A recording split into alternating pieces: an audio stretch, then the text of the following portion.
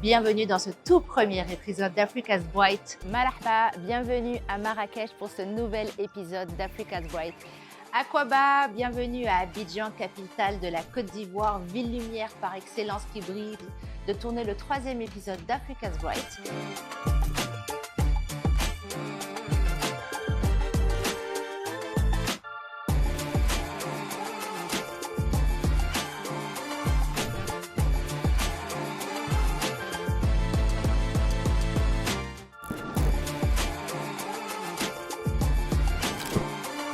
J'ai commencé la boxe à 22 ans et en 2002, yes, 2 ans plus tard, j'étais aux Jeux Olympiques à Athènes en 2004. Wow.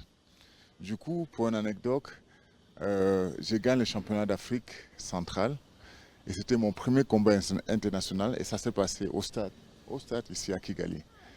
C'était en 2002.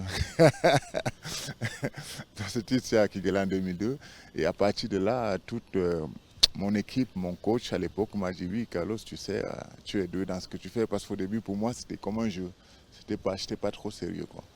C'est après que je sois qualifié pour les Jeux Olympiques que je me suis dit ouais ok, il faudra que j'y mette un peu plus de force et plus d'attention sur ce que je suis en train de faire quoi.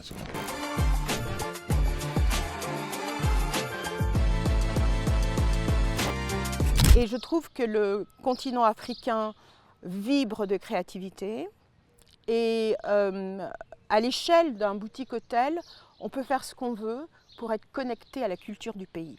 On ne peut pas le faire quand on a un hôtel de 200 chambres qui est parfait pour recevoir des grandes conférences, mais quand on peut contrôler absolument l'esthétique de ce qu'on fait, à ce moment-là, on peut être très proche de la culture du pays et c'est pour ça qu'on a une clientèle exceptionnelle et extrêmement fidèle. Voilà.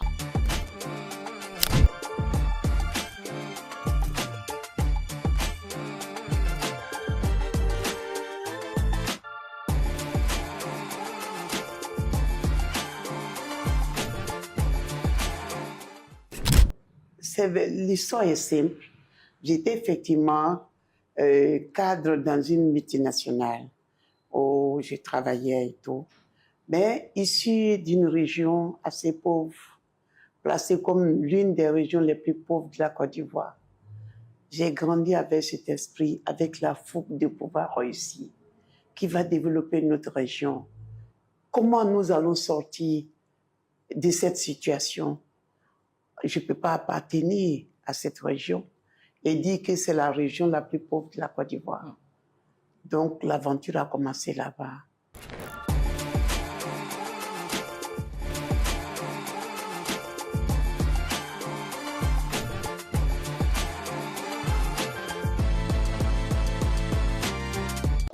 Et merci à vous qui nous suivez et continuez de nous suivre.